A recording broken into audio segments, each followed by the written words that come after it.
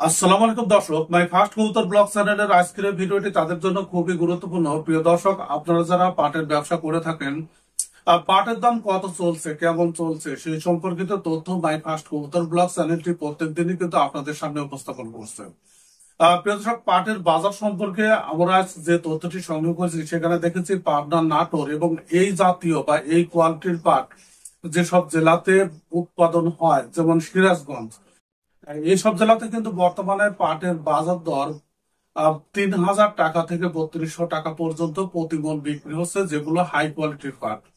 দর্শক, গোপালগঞ্জ এবং মাদারীপুর এই অঞ্চলে 3,000 টাকা থেকে 3200, কোথাও কোথাও 3300 টাকা পর্যন্ত বিক্রি হচ্ছে।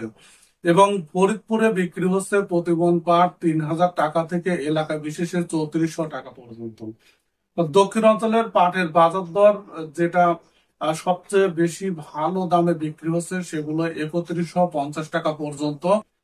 এবং যেগুলো যে জেলাগুলোতে বাজার দর অনেকটাই কম থাকে, অর্থাৎ মেহেরপুর, সাতক্ষীরা, যশোর এসব অঞ্চলে সর্বোচ্চ 2800 টাকা পর্যন্ত বিক্রি হচ্ছে। তবে সীমিত সংখ্যক পাট এর থেকে বেশি দামে বিক্রি হওয়ার খবর আমরা পেয়েছি। তারপরে আপনার এলাকার পাটের বাজার দর কেমন চলছে সেটি অবশ্যই কমেন্ট সেকশনে জানাবেন। উত্তরাঞ্চলের পাটের বাজার দরও প্রতি মণ 2800 টাকা থেকে 3,000 টাকা।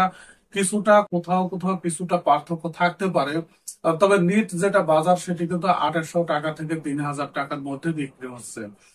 প্রিয় দর্শক, এই ছিল আজকের পাটের বাজার দরের আপডেট। সঙ্গে থাকুন, তাহলে প্রত্যেকদিন পাটের বাজার দর সম্পর্কে দারুণ দারুণ তথ্য আপনি জানতে পারবেন।